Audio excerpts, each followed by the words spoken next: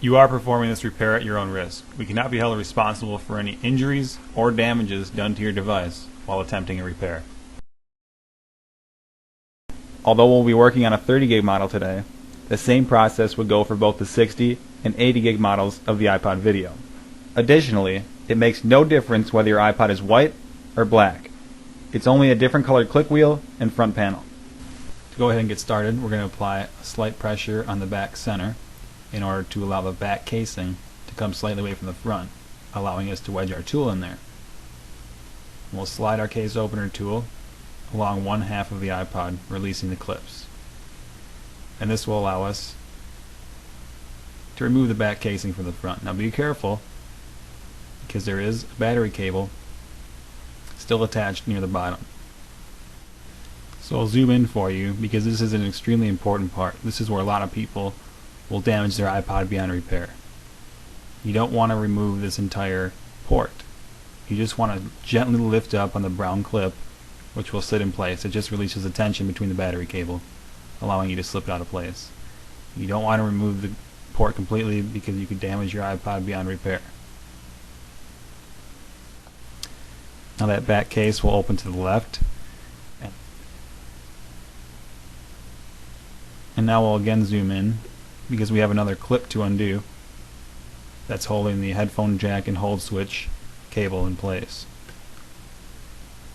And you want to gently lift up, slide your flathead underneath of the brown clip, and lift it in the vertical direction, releasing the tension and allowing us to remove the cable. Once we remove that cable, we can set the rest of the iPod aside and deal strictly with the back metal plate, which is still holding the battery and headphone jack. Now, it's not a bad idea to replace the battery if you're replacing the headphone jack or doing any kind of repair on your iPod. If it's open, might as well replace the battery. They're cheap, and each one only has a finite number of charges per lifetime. We're now ready to remove the hard drive. And to do this, we'll use our small flathead screwdriver to flip this black tab upwards in the vertical direction. What we've done is release a tension holding this cable in place, allowing us to remove the drive. The LCD port is similar. We'll again use our small flathead screwdriver to flip the black tab up. We're then free to remove it from the port.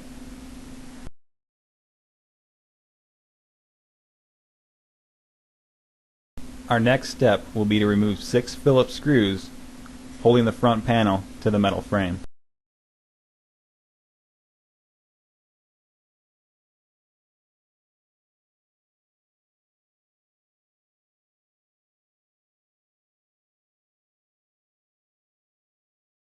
We're now free to remove the front panel, and we'll do this by pressing our thumbs on the click wheel and pulling upwards on the sides of the panel.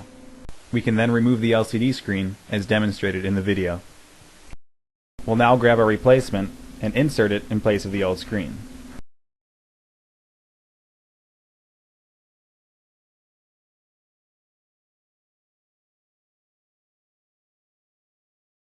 Before we can install our front panel, we want to make sure the click wheel center button is flush with the rest of the click wheel.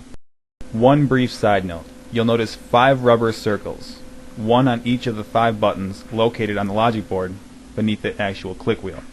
These do have an adhesive on the rear, allowing you to remove them and recenter them.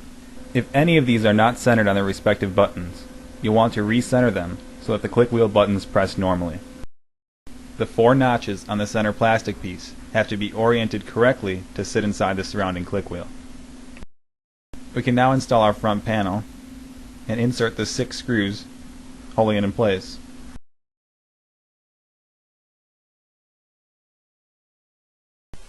Once those 6 screws have been inserted, we'll plug the LCD ribbon back into its port.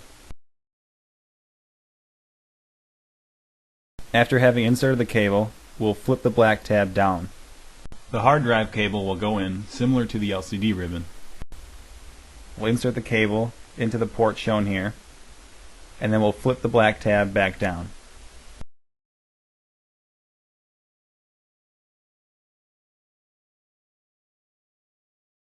We're now ready to reinsert the headphone jack and hold switch cable into the logic board. And you just want to insert the cable into the port and then flip the latch downward.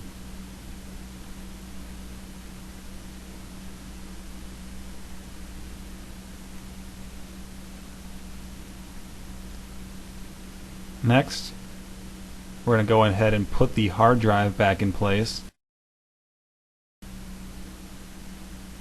making sure it's tucked in properly.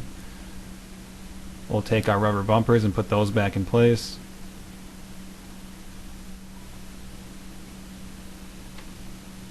And now we're almost ready to close up the iPod. But before we do that, we still have to reconnect the battery. We'll get another close-up on that. And in order to do this, we take the cable, put it into the port, and then we're just going to apply a downward force on the black clip, which will lock that in place. Now we're ready to close up the iPod. You want to apply an equal force on all sides of the iPod.